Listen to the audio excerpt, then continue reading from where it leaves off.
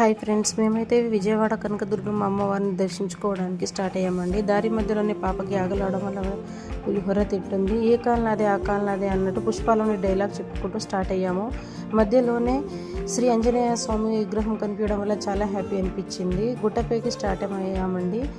ఎందుకో బాగా ఎండ ఉండడం వలన పిల్లలు బాగా సతాయించారు. పాప అయితే ఇంకా బాగా సతాయించింది. పిల్లల్ని కూల్ చేసుకొని దర్శనం కంప్లీట్ చేసుకున్నాము. అక్కడి నుండి బాపట్ల బీచ్కి స్టార్ట్ అయ్యామండి. బీచ్లో చాలా బాగా ఎంజాయ్ చేశాము. ఎందుకు అండి, నాకు ఒక అలవాటు ఉంటుంది. ఎక్కడికి వెళ్ళినా ఒక ఫోటో దిగి స్టేటస్ పెట్టడము నాకు అలవాటుగా ఉంటుందండి. ఆ ఫోటో చూసి మనమంటే పడని వాళ్ళు, మనమంటే నచ్చని వాళ్ళు మన లైఫ్ని నిర్ణయించేస్తారు. మనం ఎలా ఉంటున్నామో మన కష్ట సుఖాలతో సంబంధం లేకుండా వాళ్ళు మన గురించి మాట్లాడి 10 మందికి చెప్పుకుంటూ పడిపోతున్నారు.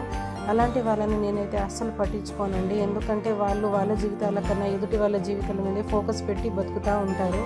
అలాంటి వాళ్ళను ఇంకా కుళ్ళుకొని కడుపులో పెట్టుకొని చచ్చిపోవాలని అండి నేను కోరుకుంటాను.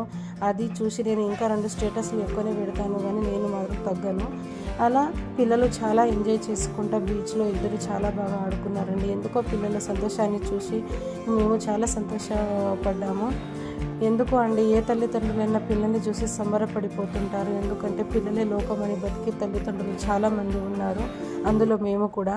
పిల్లల్ని ఎంత చూసుకుంటే అంత హ్యాపీ ఉంటుంది అనేది నాకైతే చాలా అర్థమవుతుందండి. అక్కడ నుండి మేము అమరేశ్వర స్వామి దర్శనాన్ని అమరావతికి చేరుకున్నామండి. అక్కడ మా పాప ఒక పెయింటింగ్ చూసి, మమ్మీ ఈ పెయింటింగ్ బాగుంది కదా అన్నట్టు నాతో డిస్కషన్ చేసింది. లోపలికి స్టార్ట్ అయ్యామండి. మెట్ల ద్వారా స్వామివారిని దర్శించుకుందామని 100 రూపీస్ టికెట్ తీసుకొని అంతర్భాగాన్ని దర్శించుకుందామని స్టార్ట్ అయ్యామండి. అక్కడ ఉన్న ఫోటో విజువల్స్ చూసి ఎంతో హ్యాపీ అనిపించింది.